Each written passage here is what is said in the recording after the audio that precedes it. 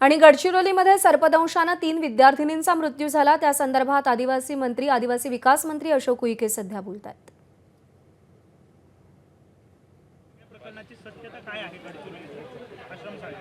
जलतलाई तालुका धानोरा जिल्हा गडचिरोली येथे दिनांक 10 तारखेला पहाटे अनुदानित आश्रमशाळेमध्ये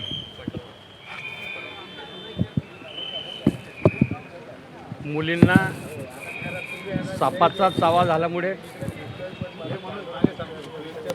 3 मुली दगावल्या गेल्या। 3 मुलींना उपचार सुरू आहे।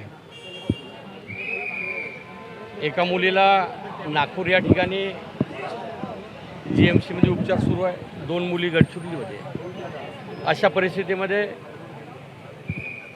ज्या संस्थेच्या माध्यमातून ते अनुदानित आश्रमशाळा सुरू आहे त्या संस्थेची सखोल चौकशी करून त्यांच्यावर योग्य ती कारवाई करण्यात येईल। सोबतच आदिवासी विकास विभागाचा निरीक्षक प्रत्येक महिन्याला शाळा तपासणीसाठी जात असतो। त्या संबंधित प्रकल्प कार्यालयाच्या अधिकाऱ्यांनी कोणता शेरा मारला व्हिजिटिंग बुकमध्ये ते तात्काळ चौकशी करून संबंधित अधिकाऱ्यावर योग्य ती कारवाई करण्यात येईल। सोबतच